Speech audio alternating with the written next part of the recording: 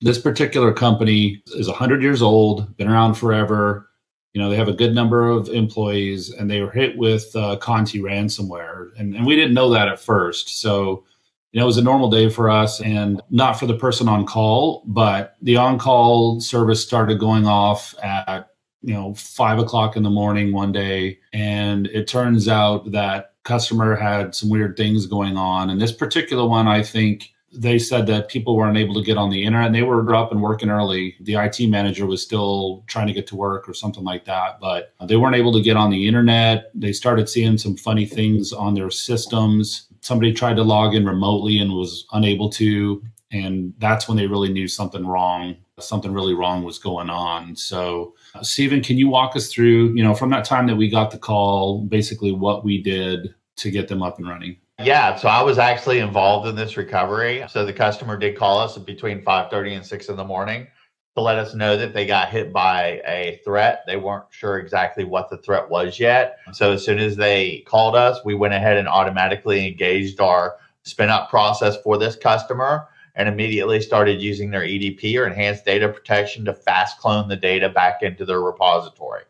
So the first thing that we do whenever you have a DR event is we disable your tenant. The reason for that is because we want to stop any activity that is happening on the cloud side. By disabling that tenant doesn't necessarily stop the deletions, but it stops any additional deletions. Keep in mind that this process happens within seconds. So by the time the customer called us, we went ahead and disabled their tenant, checked their repository. The data was already deleted by the ransomware. So at that point, we went ahead and initiated our DR spin up process. We went and fast cloned their servers back into the repository. And then once we did that, we did another fast clone to go ahead and begin the process of getting them up. So normally from the time that you call in until the time that we start spinning up is all automated. It's all done in the back end by proprietary technology that we have built to go ahead and get this done quickly as possible. So this is a 100-year-old award-winning service firm. They had 250 employees, and they were hit by Conti ransomware. And I am going to try my hardest not to call it Conti during this call. And they couldn't issue payroll. They basically called us and said, help, our employees are not getting paid tomorrow. We need your help. So what we did is we went ahead and spun them up, got them basically connected via the VPN.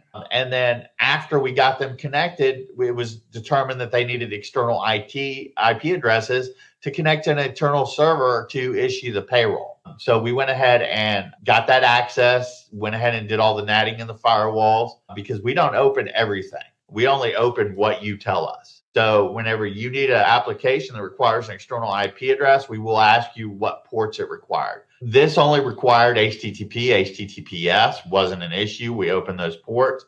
We verified that they could access the server, but we had a very tight window during this recovery. We had to have payroll done by basically, I want to say like between 11 a.m. and noon.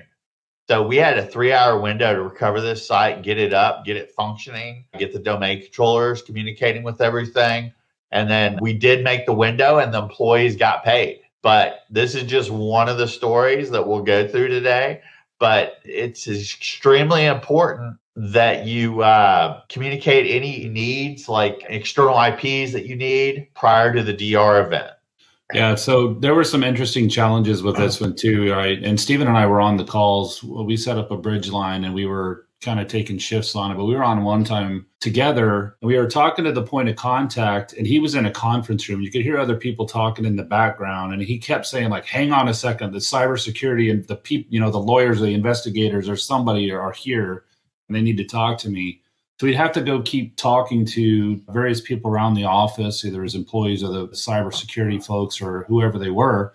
It's important to make sure that you've got the appropriate people lined up to have those conversations. If you are the director, the VP, or the CIO, or whoever it is, make sure that you have somebody designated to talk to us and somebody to handle your business. When you start confusing those lines, and this really goes for anything with business continuity and cyber response, make sure that you have your activities delegated and lined out appropriately so that everybody knows who's doing what and everything can be handled efficiently. This customer also had some rather large virtual hard drives, best practice outside of the norms. and we were able to recover them. Where that gave us a challenge was the time it took to get that data back down to the customer. So you fail over to GDV, spin up and everything happens. Well, we have to get all the data that changes back down to your systems, after you get them rebuilt or new systems in place or whatever it is. It took a really long time for us to get that data back to them because they had quite large hard drives that may have been out of a best practice